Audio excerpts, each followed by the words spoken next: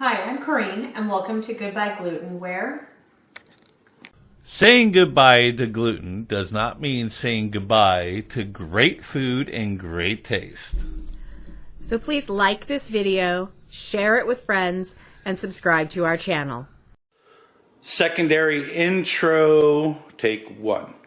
today on Goodbye Gluten, we are making enchiladas. This is a family recipe we've been making for years, so let's see what we're going to need.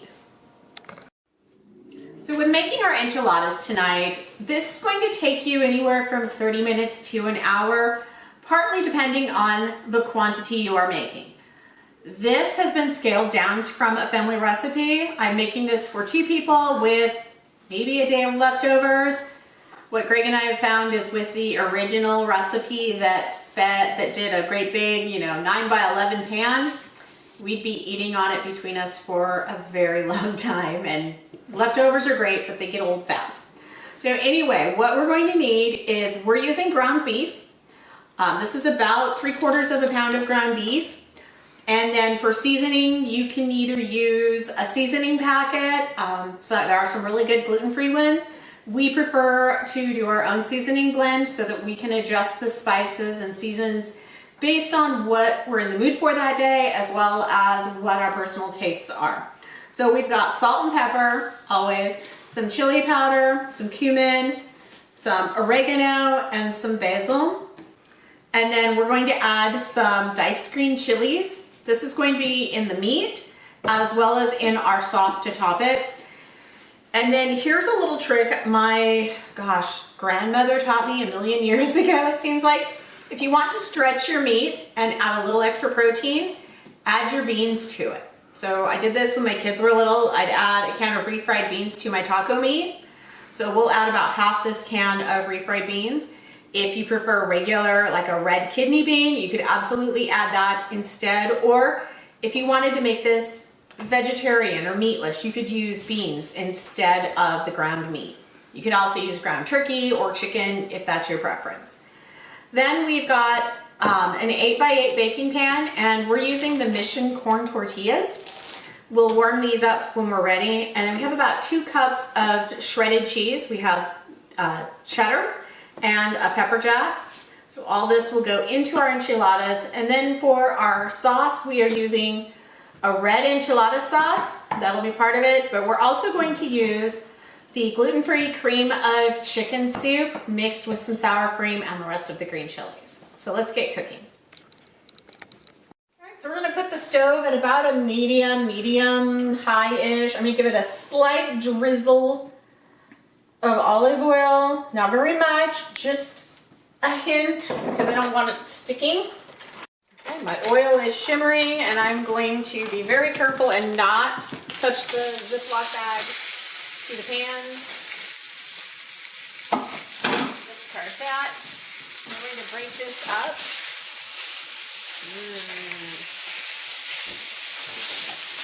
I love my meat smasher. You can find this on Amazon. I love it. My guys hate it. To each their own.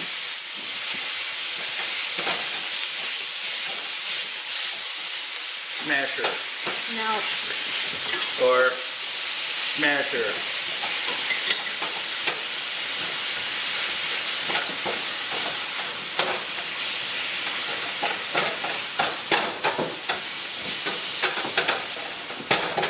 I've got it all broken out, broken up. It is cooking. It still needs to cook quite a bit, but I'm going to add my seasoning.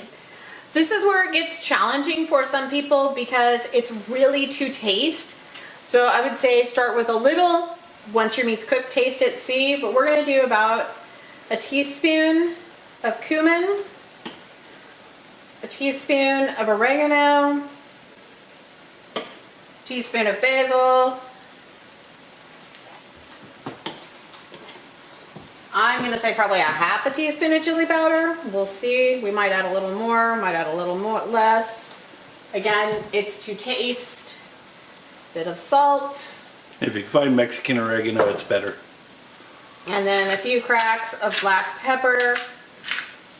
And again, if you like garlic, if you like onion, you can add that. We're going to stir that up. Okay, and I'm very carefully going to drain the grease into a non-plastic container. This is a ceramic ramekin. What we do is let it cool and then scrape it into our compost pile. You could also drain the grease into an empty can or something like that. Don't put it down your drains, it's not good for them.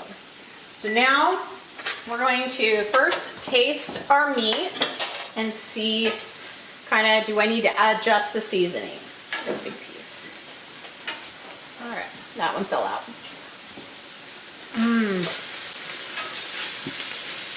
I think that's good. All right, so now I'm going to add a big scoop of the chilies, so about a third of the can. And we're going to add about 2 tablespoons of water and let this simmer for a few minutes. Probably about 10 minutes to kind of just soften the meat, blend flavors. If you need to adjust your seasoning, maybe you want to add a little more of something, this is a really good time to do it. Add a little bit more water because that looks a little dry. Or if you want to add some salsa.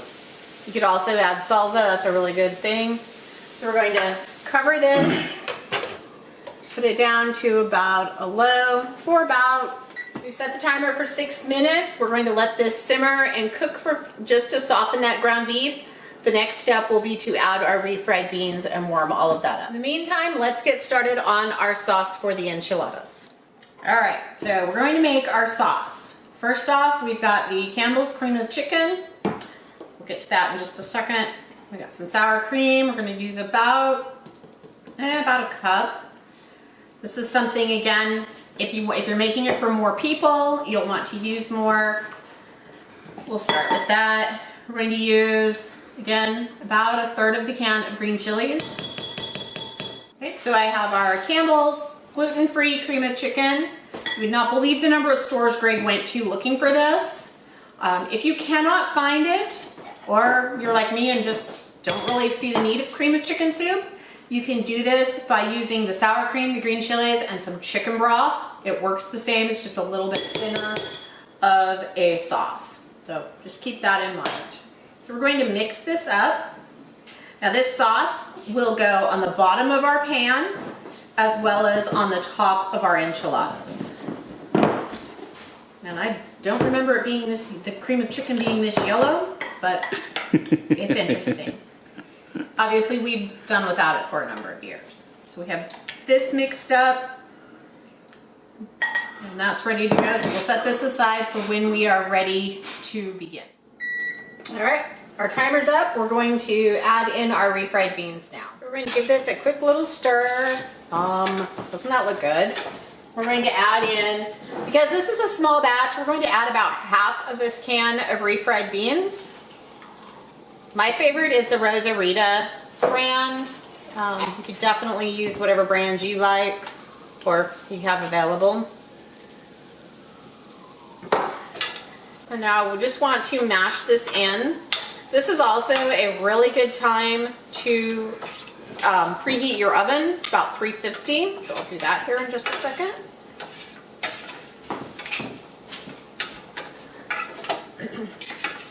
So yes, if you have burner covers, make sure you take off the cover from the oven vent. Okay, so we're going to just let this sit here on low, let it warm, let the beans warm while we prep our tortillas.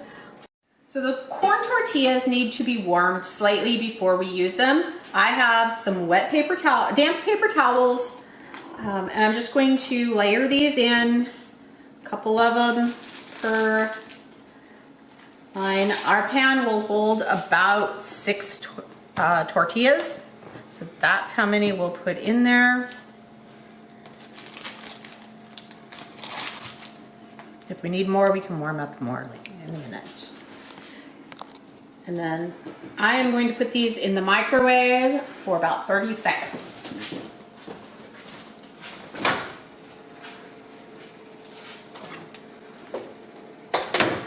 All right, let me grab the tortillas out of the microwave.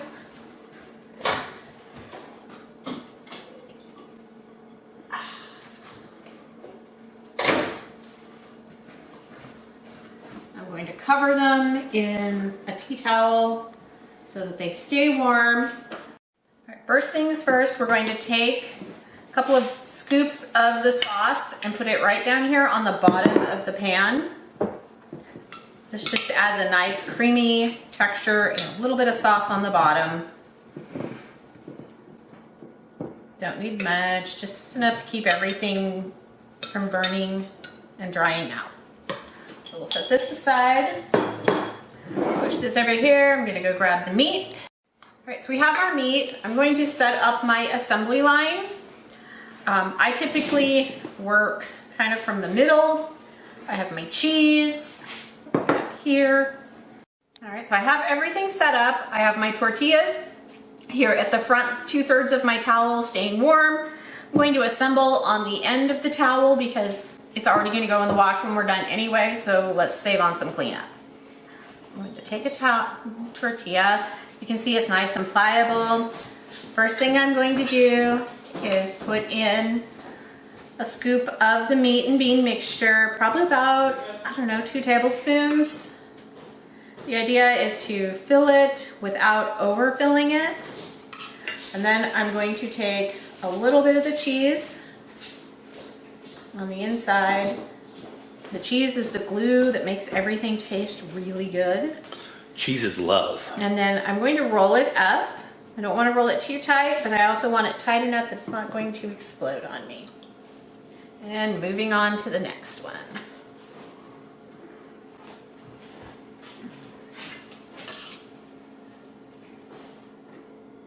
You can absolutely use the gluten-free flour tortillas if you choose. Those work pretty good. We've gotten pretty much accustomed to the corn tortillas, and let's face it, they're less expensive than the flour tortillas are. So it's just kind of how we... Okay, we filled up the pan. As you can see, my square pan that held 6 perfectly done. The leftover meat, that will be good for leftovers in other ways, or maybe even some soup. So first thing, I'm going to take our red enchilada sauce. I'm going to ladle this over the top of each, just like so.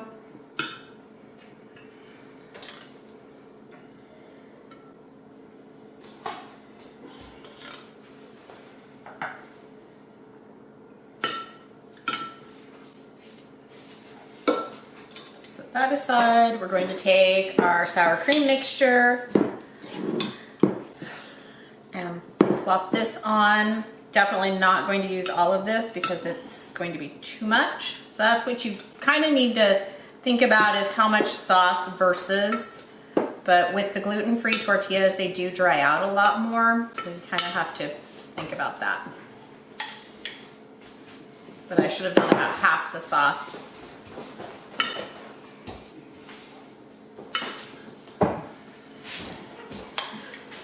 And as any parent will know, sometimes you have children in the background playing and being obnoxious.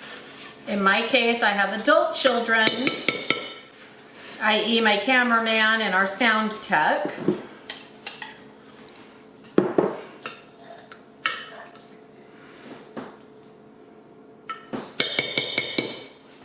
So we're going to smush that all over. We'll save a little bit more. I tend to like a lot of the sauce on. Some people don't like nearly as much. They like it, a little less saucy, but I like the sauce.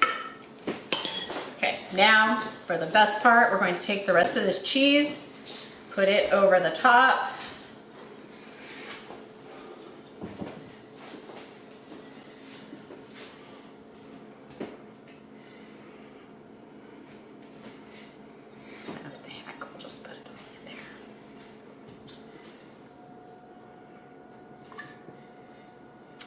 And now this will go into our 350-degree oven for about 15 minutes. The idea is get it to where the cheese is all melty and bubbly and good. All right, look at that. It's all bubbly. Yum. If you want it a little more crispy, like a little more cooked, you could leave it in another couple of minutes. This is entirely up to you. Meanwhile, we're going to let this sit for about 5-ish minutes to cool so it doesn't burn our mouths off. While that's happening, we're going to prep a few toppings. We're going to dice up half of an avocado. We've got some tomato that's been diced and some black olives that have been diced. All right, so this is cooled down a little. The challenge with all the cheese is figuring out where the enchiladas divide. That's the trick, so we'll see if I managed it.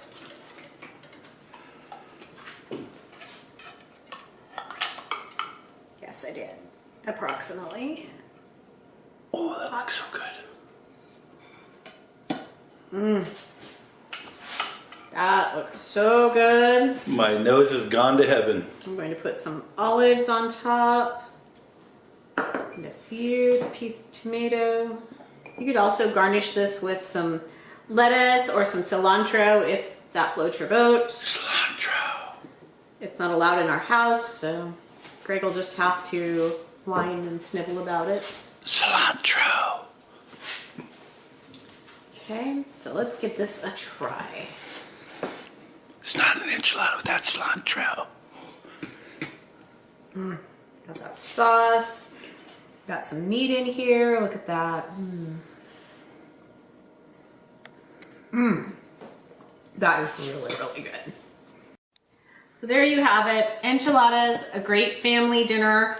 It will last a day or two in the refrigerator as leftovers if you have any leftover. These also freeze really well, so if you do make a great big ginormous pan and after day 2 find you're tired of leftovers, you can freeze it for up to a couple of months. Just wrap them in individual portions. Meanwhile, thank you so much for joining us, and remember, saying goodbye to gluten does not mean saying goodbye to great food and great taste. Bye-bye.